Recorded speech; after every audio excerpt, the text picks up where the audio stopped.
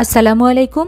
লাউয়ের খোসার সাধারণ একটা ভাজি, কিন্তু এর স্বাদ কখনো কখনো যে অসাধারণ করে তোলা যায় তা বুঝতে পারবেন যদি আপনারা আজকের রেসিপিটা ফলো করেন এবং বাড়িতে তৈরি করে দেখেন। চলুন তাহলে আজকে লাউয়ের খোসা ভাজি করি।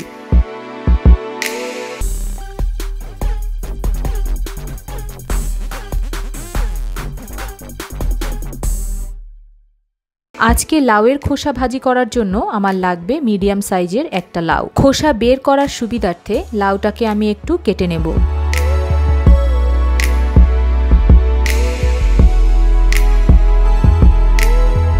তারপর একটা ভেজিটেবল পিলারের সাহায্যে এর খোসা তুলে নিব।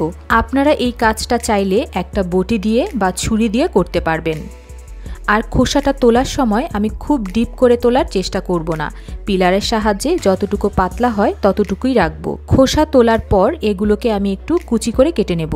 কতটুকু চিকন করে কুচি করবেন এটা সম্পূর্ণ আপনার উপর। আপনি চাইলে একটু মোটা করেও করতে পারবেন, আবার খুব বেশি চিকন করেও করতে পারবেন। আমার আজকের সাইজের লাউ থেকে প্রায় আমি 220 গ্রামের মতো খোসা পেয়েছি এবং সবটুকুই কুচি করে নিয়েছি।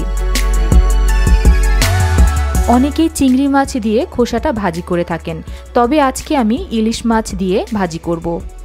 এই জন্য একটা মাছের লেজ এবং ছোট এক টুকরা নিয়ে প্রায় 1 কাপের মতো পানি দিয়ে এগুলোকে একটু সেদ্ধ করে নেব অল্প আঁচে। খুব সামান্য লবণ অ্যাড করব, কারণ মাছ সেদ্ধ করার এই পানিটা ফেলবো না, আজকের রান্নায় কাজে লাগাবো। মাছ যখন সেদ্ধ হয়ে যাবে তখন তুলে নিয়ে মাছের কাঁটাগুলো বেছে নেব, আর যে পানিটা রয়ে গেল সেটা আলাদাভাবে রেখে দিব। আপনারা চাইলে মাছ সেদ্ধ করে তারপর মাছগুলোর কাঁটা বেছে এবং মাছ সেদ্ধ করা পানিটা ফ্রিজের নরমালে রেখে দিতে পারবেন একদিনের জন্য। এতে করে আপনার কাজের চাপটা কমবে। মাছের কাঁটা বাছা হয়ে গেলে এবার ভাজি রান্না করতে চলে যাব। প্রথম কাজটা হচ্ছে লাউয়ের খোসা যেগুলো কুচি করে রেখেছিলাম সেগুলো একটা কড়াইতে নিয়ে মাছ সেদ্ধ করার পানি দিয়ে এটাকে সেদ্ধ করে নেব, অর্থাৎ লাউয়ের খোসাটাকে একটু নরম করে নেব।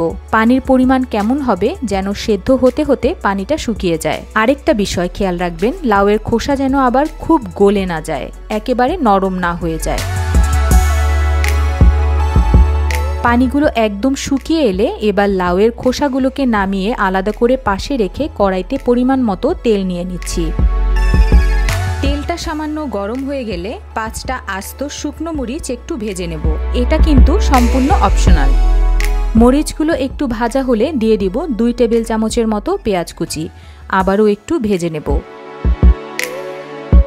এবার দিচ্ছি 1/2 চা চামচ হলুদ গুঁড়া এবং ঝালের জন্য কিছু আস্ত কাঁচামরিচ মাঝখান থেকে ফালি করে। পরিমাণ মতো লবণ দিয়ে হালকা কষিয়ে নিব। এখানে আপনারা কাঁচামরিচের জায়গায় শুকনো মরিচের গুঁড়াও ব্যবহার করতে পারবেন। কষানো হয়ে গেলে এবার যে মাছের টুকরা দুটো আমি কাটা বেছে রেখেছিলাম সেগুলো দিয়ে দিচ্ছি। মিডিয়াম আঁচে মিনিট খানেক আবারও ভেজে নেব। ভাজা হয়ে গেলে সবশেষে দিয়ে দেব হাফ সেদ্ধ করে রাখা লাউয়ের খোসা। সব কিছু খুব ভালোভাবে মিশিয়ে নিতে হবে এবং মিডিয়াম আঁচে আমি এটাকে আরও মিনিট 2 ভেজে নেব।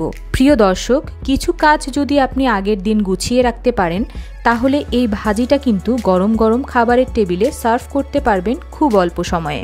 এতক্ষণে নিশ্চয়ই বুঝে গিয়েছেন গরম ভাতের সাথে খেতে এটা কেমন লাগবে। ঠিক এভাবে বাড়িতে আপনারা কারা কারা তৈরি করেন আমাকে একটু কমেন্টে জানাবেন। আবারও দেখা হবে পরবর্তী রেসিপিতে। সেই পর্যন্ত ভালো থাকবেন। ধন্যবাদ।